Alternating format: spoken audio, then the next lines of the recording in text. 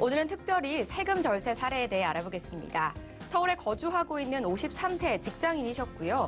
성수동 성수 2지구 재개발 물건 투자 후 절세와 관련된 솔루션입니다. 양도 차익에 따른 절세 전략을 기대하셨던 투자자분, 어떤 상황이었고 어떤 결과가 있었는지 지금 바로 저희 확인해 보도록 하겠습니다.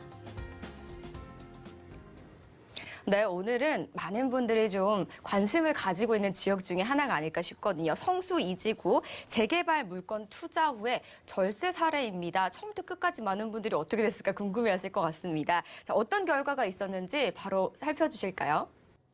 네. 자, 이분 같은 경우에는 여러 이 자산 투자에 대한 사례들 중에 세금에 대한 사례를 좀 하나 또 제안을 해주셨어요.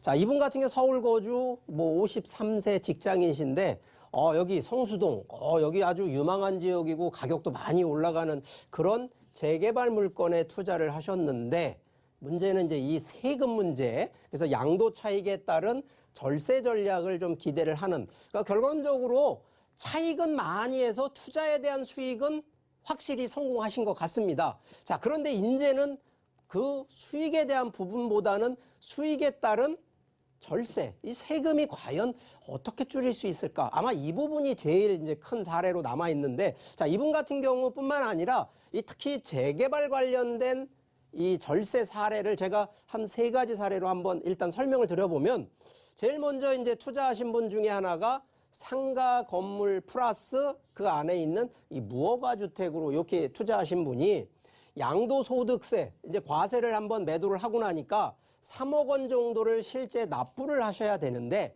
자, 이분 같은 경우는 절세를 2억 원, 그러면 한 1억 원 정도를 절세를 좀 하신 분입니다. 자, 근데 이 케이스가요, 그냥 된 게 아니고요.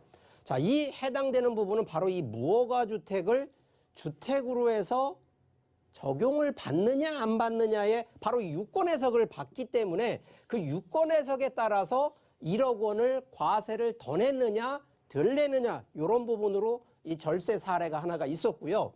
두 번째 사례는 자, 동일한 이제 상가주택인데요. 자, 상가주택이라는 건 아실 겁니다. 같은 건물 안에 주택과 상가가 혼용되어 있는, 요즘은 이제 근생 건물이라는 용어도 씁니다만, 이 상가주택에 양도소득세를 실제 매도를 하고 나니까 한 4억 원 정도가 납부를 해야 되는데, 자, 이분 같은 경우에는 한 2.5억 원 정도로 아주 금액을 좀 많이 대폭 좀 줄이신 분이거든요. 자, 그런데 이분 같은 경우 실제 그럼 양도세를 1억 5천만 원 정도를 절세하셨어요. 그냥 된 게 아니거든요. 자, 근데 이분 같은 경우에도 지금 보니까 지금은 조금 이제 그 해당 법이 조금은 바뀌어졌습니다만, 자, 이때 당시에는 어떤 상황이 있었냐면, 같은 건물 내에서도요, 주택으로 따지는 주택 면적하고 이 근생, 상가로 따지는 상가 면적을 어떤 거로 가느냐, 어떤 게 더 크냐에 따라서 이거를 1주택으로 비과세를 받느냐 못 받느냐의 차이가 있었습니다. 자, 그런데 이분 같은 경우에는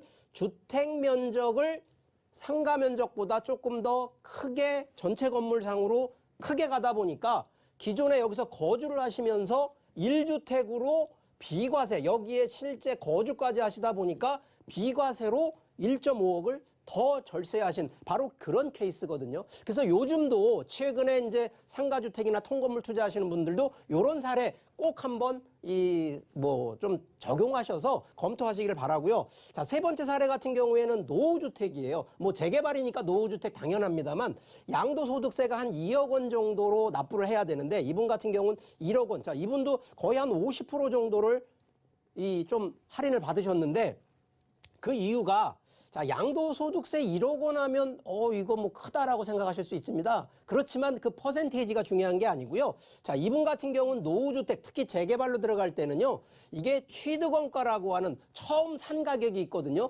그런데 처음 산 가격이 워낙 오래되다 보니까 원 취득을 한 그 가격을 따질 수가 없을 때, 그때 바로 이 환산 취득가를 어떻게 적용하느냐에 따라서, 그러면 취득원가와 내가 판 가격하면 양도차익이 나오는데 이 양도차익을 어떻게 평가를 받았는지 바로 여기서 이분이 절세를 했다는 사례인데, 자, 이 내용들을 조금 한번 설명을 더 드려보면, 자, 우리가 부동산에서 내는 세금이요, 일반 우리가 장사를 하고 매출을 일으켜서 하는 이 소득세나 이런 법인세 이 문제가 아니고 부동산은 일단 취득세, 종부세, 재산세, 양도소득세, 또 부동산에서 임대소득을 받으면 임대소득세, 거기에 증여하면 증여세, 돌아가시면 자녀들한테 상속세, 이게 상당히 많거든요. 자, 그러면 이 안에서 우리가 절세할 수 있는 부분은 종부세나 양도소득세, 특히 또 하나는 이제 임대소득세 아니면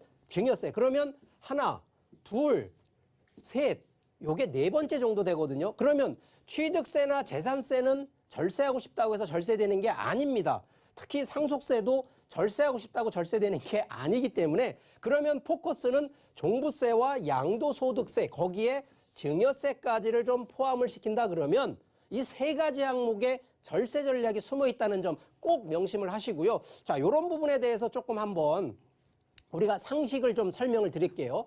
자, 가능하면 요즘은 이제 법으로 금지되어 있습니다. 항상 부동산 매매 계약에 업, 다운 부동산 계약서 하시면 안 됩니다. 이거 하셨다가는요, 이거 법으로 단순하게 이 법의 불법 이 범칙금 내는 요 정도 수준이 아닙니다. 이 부분은 절대 하시면 안 되고요.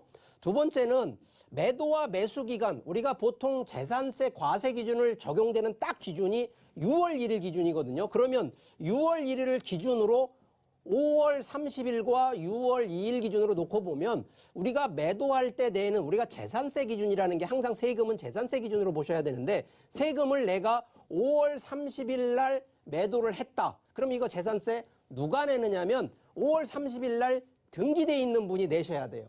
그러면 6월 달에 매수하시는 6월 달 넘어서 매수를 하시는 분이라 그러면 요때 재산세가 책정이 되니까 이때 6월 1일 이후에 사시는 새로 취득하시는 분은 이 해당 지금 현재 20년이라 그러면 2020년에는 재산세 안 낸다는 얘기죠. 그러면 이 얘기는 매수하시는 분 입장에서는 6월 1일 이후에 매수를 하시는 전략도 재산세 당연히 세금 안 낼 수 있으니까 이런 부분도 고민을 한번 해보시라는 얘기를 드리는 거고요. 자, 세 번째는 매도. 자, 항상 매도를 하면 양도 차익만 생각을 하시고 양도 소득세 생각만 하시잖아요. 자, 그런데 하다 보면 양도 소득이 생기는 게 있고 어떤 건 손해나는 게 있고 어떤 거는 손해나는 게 아니라 이익나고 이익나는 게 있어요. 자, 이런 경우에 가능하면 두 개를 물건을 갖고 있을 때 하나 팔고 하나 또 팔았을 때 예를 들어서 하나는 이익이 나고 하나 손해봤다. 그럴 때에는 이거는 반드시 1년에 두 개를 같이 팔으라는 얘기를 드리는 거고요. 반대로 두 개가 양도소득이 생기는 이익이 발생을 했다. 그러면 이거 가능하면 1년에 같이 팔지 마시고요. 올해 하나 팔고 내년에 하나 팔아야지 이런 합산 신고가 돼 있다 보니까 양도소득세 조금이라도 덜 낸다라는 거. 요즘 꼭 또 요것도 이해하시라는 거고요. 가능하면 사전 증여. 우리가 요즘은 최근에 많이 이제 증여들을 하시는데 저도 이거 찬성을 하는 사람입니다만 사전 증여 10년 이상은 무조건 보셔야 됩니다. 예를 들어 증여하시고 나서 5년 이내에 다시 그 증여받으신 분이 팔거나 그러면 아까 말했던 취득원가가 원 증여하신 분의 그 부분으로 넘어가기 때문에 이걸 꼭 좀 조심하셔야 된다는 얘기 드리고요.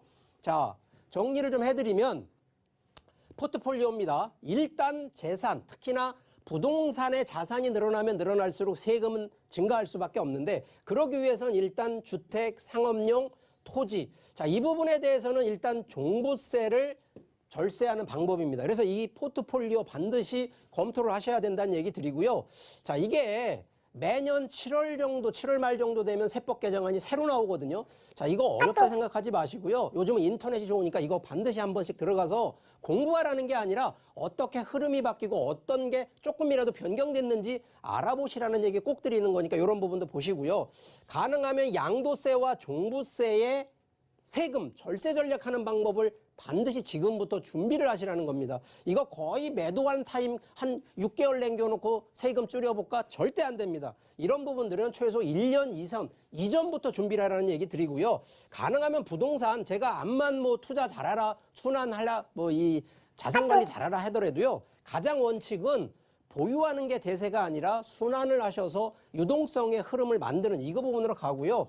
절세 마인드 꼭 필요하고요. 포트폴리오 투자 그러면서도 세금 정책 숙지하신다 보면 지금 암만 뭐 세금 폭탄이다 해서 두려워하실 게 아니라 지금부터 차근차근 준비를 좀 하시고요.